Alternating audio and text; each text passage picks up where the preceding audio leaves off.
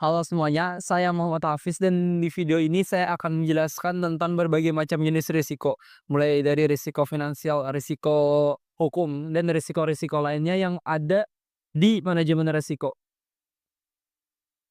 Dan di akhir nanti kita juga akan membahas tentang studi kasus dalam permasalahan risiko ini dan bagaimana cara mengatasinya. Jadi, oke, jadi di sini saya akan menjelaskan ada 7 jenis risiko, yaitu yang pertama risiko finansial. Jadi risiko finansial itu adalah risiko yang berkaitan langsung dengan keuangan dari perusahaan yang kita jalani. Ini bisa muncul dari fluktuasi pasar, nilai tukar mata uang, ataupun kegagalan-kegagalan lainnya dari risiko-risiko yang ada dari risiko finansial. Contohnya dalam sebuah perusahaan, banyak piutang yang belum dibayar itu akan mengganggu anggaran perusahaan. Yang mana itu juga merupakan salah satu dari risiko finansial yang sulit untuk diatasi. Ada cara mencegahnya cuma termasuk sulit diatasi dan itu merupakan salah satu contoh risiko finansial. Yang kedua ada risiko operasional, yang mana itu adalah risiko yang berasal dari perusahaan internalnya, seperti kesalahan manusianya, kegagalan sistemnya, kegagalan operasi yang ada di internal perusahaannya itu merupakan contoh dari risiko operasional. Misalkan di sebuah perusahaan, tiba-tiba mesin produksinya itu tiba-tiba gagal, tiba-tiba berhenti menyala, maka itu akan berdampak pada keseluruhan produksinya. Karena dari mesin itu kan produksinya. Nah, itu bisa menghambat pelanggan, menghambat produksi keluar sehingga pelanggan bisa menghentikan pembelian mereka dan itu juga merupakan salah satu risiko terbesar dari risiko operasional. Oke, selanjutnya yang ketiga adalah risiko reputasi. Risiko reputasi adalah risiko yang muncul ketika citra atau nama baik dari sebuah perusahaan itu menurun akibat kegagalan perusahaan. Dan itu biasanya berdampak dari risiko-risiko yang lainnya karena pelanggan tidak puas, sehingga menyebabkan reputasi dari perusahaan itu turun. Contohnya, apalagi di zaman sekarang, misalkan ada pelanggan yang kecewa atas pelayanannya atau atas produknya. Lalu tiba-tiba membuat tweet di Twitter, di Instagram, atau di sosial media lainnya, yang mana isinya itu menghujat atau mengkritik isi dari produk atau pelayanan kita tadi, itu dapat menyebabkan resiko reputasi, memburuknya reputasi kita. Sehingga itu menjadi salah satu resiko yang paling besar di antara resiko-resiko lainnya.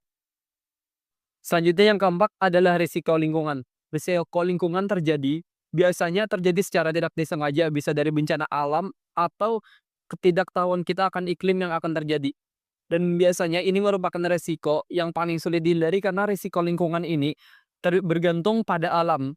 Contohnya misalkan kebakaran atau hujan yang tidak bisa kita prediksi. Mungkin kita bisa memprediksinya, tapi hanya sekitar beberapa minggu atau beberapa bulan ke depan. Tapi tidak bisa untuk memprediksinya secara jangka panjang. Kita hanya bisa menghitung probabilitas yang akan keluar dari bencana-bencana yang akan terjadi itu tadi. Misal, contohnya, ada pabrik yang tiba-tiba kebanjiran. Maka di situ terjadi risiko lingkungan karena kemungkinannya bisa operasional itu mengalami hambatan karena lingkungan itu tadi. Sehingga risiko lingkungan ini biasanya berakibat ke risiko operasional. Selanjutnya adalah risiko keamanan. Risiko keamanan ini berkaitan dengan perlindungan aset perusahaan fisik maupun digital perusahaan. Contohnya dari risiko keamanan ini, salah satunya adalah itu tadi, bocornya aset digital perusahaan, bocornya anggaran perusahaan, atau terjadinya pembobolan data pelanggan perusahaan itu tadi. Apalagi biasanya perusahaan yang berbentuk layanan, jika bocor data mereka seperti NIK, nomor kartu keluarga, itu bisa mengakibatkan turunnya reputasi perusahaan tadi sehingga risiko perusahaan yang ada itu adalah risiko keamanan dan risiko reputasi. Oke, selanjutnya risiko yang keenam adalah risiko strategis. Yang mana risiko strategis itu biasanya terjadi akibat kesalahan pengambilan keputusan untuk jangka panjang perusahaan itu tadi. Contoh nyatanya, ada sebuah perusahaan yang ingin mengekspansi produknya ke luar negeri, namun mereka memiliki kesalahan strategi ketika mereka sebelumnya ingin mengekspansi produk ke luar negeri, mereka menyangka kebudayaan dan kebutuhan pasar itu sesuai dengan produk yang akan mereka ekspansi ke luar negeri itu tadi. Dan ternyata itu salah besar yang mana itu dapat mengakibatkan anggaran yang kurang, kesalahan keuangan, apa sebagainya karena risiko dalam hal menyusun strategi, risiko strategis itu tadi. Dan yang terakhir adalah risiko hukum, risiko yang ketujuh. Adalah risiko yang terjadi yang muncul akibat ketidakbertanggungjawaban sebuah perusahaan dalam hukumnya. Dan contoh paling umumnya adalah ketika perusahaan berdiri, namun tidak memiliki syarat dan ketentuan yang jelas dalam pendiriannya. Ini biasanya terjadi ketika pemerintah melakukan evaluasi terhadap perusahaan-perusahaan yang ada di daerah dan menemukan bahwa perusahaan itu tadi berdiri tanpa adanya syarat dan ketentuan yang jelas dari peraturan hukum negara kita. Ya, dan itu ya 7 resiko yang ada dalam manajemen resiko. Yang mana kita perlu menghindari resiko-resiko ini. Kita perlu memanajemenkan resiko-resiko ini tadi agar tidak terjadi hal-hal yang tidak diinginkan seperti risiko finansial tadi, risiko operasional dan risiko-risiko lainnya. Kita perlu menghindari itu dengan cara memanajemennya. Nanti setelah ini akan ada studi kasus bagaimana sebuah perusahaan akan memanajemenkan resikonya, mengalihkan resikonya, agar mereka bisa meminimalisir resiko yang akan datang. Oke, kita lanjut ke studi kasus. Bayangkan ada contoh sebuah perusahaan yang ingin menjalankan sebuah program promosi dengan kalimat beli 5 dus dapat bonus 1 dus. Mungkin terlihat simpel dan menarik, tapi mungkin jika kita telah lebih dalam, ada beberapa risiko di dalamnya yang perlu kita telaah lagi agar dapat meminimalisir risiko yang akan dihadapi. Kemungkinan risiko yang pertama adalah risiko finansial. Karena bisa saja biaya promosi, biaya bonus itu melebihi keuntungan yang didapat setelah program itu berjalan jika tidak dihitung dengan cepat. Kenapa itu bisa terjadi?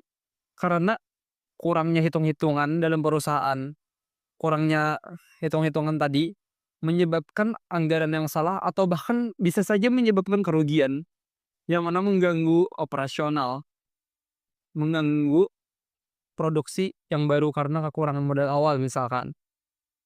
Dan itu risiko finansial itu harus diperhitungkan. Lalu itu yang pertama risiko finansial, yang kedua adalah risiko operasional. Bagaimana jika pada saat pada saat promosi itu tadi berjalan, tiba-tiba terjadi lonjakan permintaan yang menyebabkan sistem distribusi atau bahkan mungkin sistem produksinya itu keteteran dengan permintaan yang melonjak itu tadi. Yang mana itu disebabkan oleh ini tadi juga kekurangan perhitungan sehingga menyebabkan hal-hal yang tidak diduga dari risiko operasional ini tadi.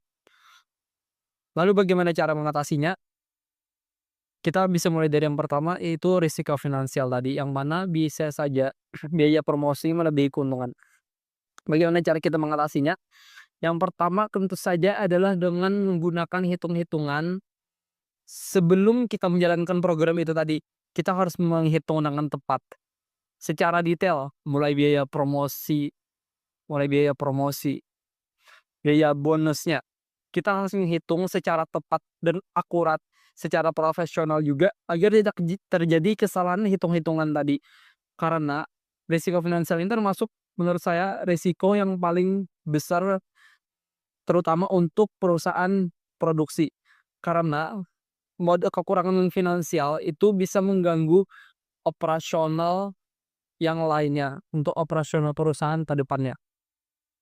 Lalu untuk mengatasi risiko operasional yang mana bisa saja pada saat permintaan naik tiba-tiba sistem produksi atau distribusi tadi keteteran. Cara mengatasinya adalah Bisa saja dengan membatasi lonjakan permintaan itu dengan cara membuat disclaimer di promosi di dengan membuat sebuah disclaimer di papan promosi tadi, dengan mencantumkan kalimat, "Hanya untuk 20 orang pertama," atau hanya untuk beberapa pelanggan pertama. Mmm, Sehingga kita dapat mengantisipasi dan memberlakukan hitung-hitungan tadi, dengan membatasi pelanggan yang masuk, beberapa pelanggan pertama yang mendapatkan bonus promosi itu tadi, bisa membuat perusahaan menanggulangi hal yang tidak diinginkan terjadi akibat permintaan yang melonjak tadi.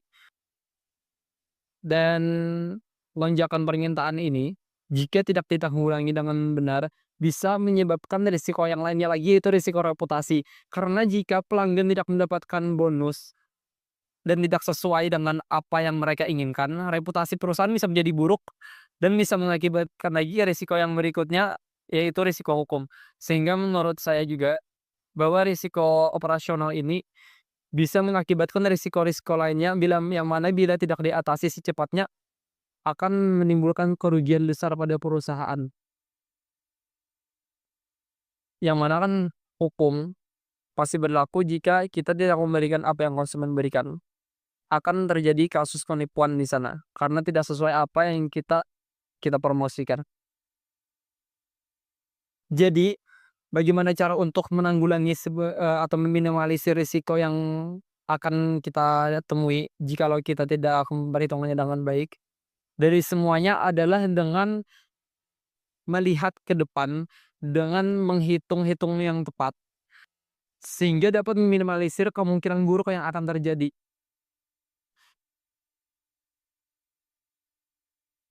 Jadi ujinya oleh karena itu, penting untuk mengambil keputusan yang tepat agar tidak terjadi risiko yang lainnya lagi, yaitu risiko strategis. Jadi cara mengan jadi cara meminimalisir risiko-risiko yang ada, yang telah saya sebutkan adalah dengan mengambil keputusan dan memberikan perhitungan yang tepat dan akurat, juga membatasi permintaan yang keluar akan bonus tadi, sehingga tidak terjadi hal-hal yang tidak diinginkan. Baik, mungkin itu saja. Terima kasih sudah menonton video ini. Semoga penjelasan saya tadi bisa meningkatkan awareness kita terhadap risiko-risiko yang akan kita hadapi dalam dunia pekerjaan saat kita bekerja nanti, ataupun bahkan mungkin untuk diri kita sendiri. Jangan lupa share, like, comment, dan subscribe. Nantikan video selanjutnya. Wassalamualaikum warahmatullahi wabarakatuh.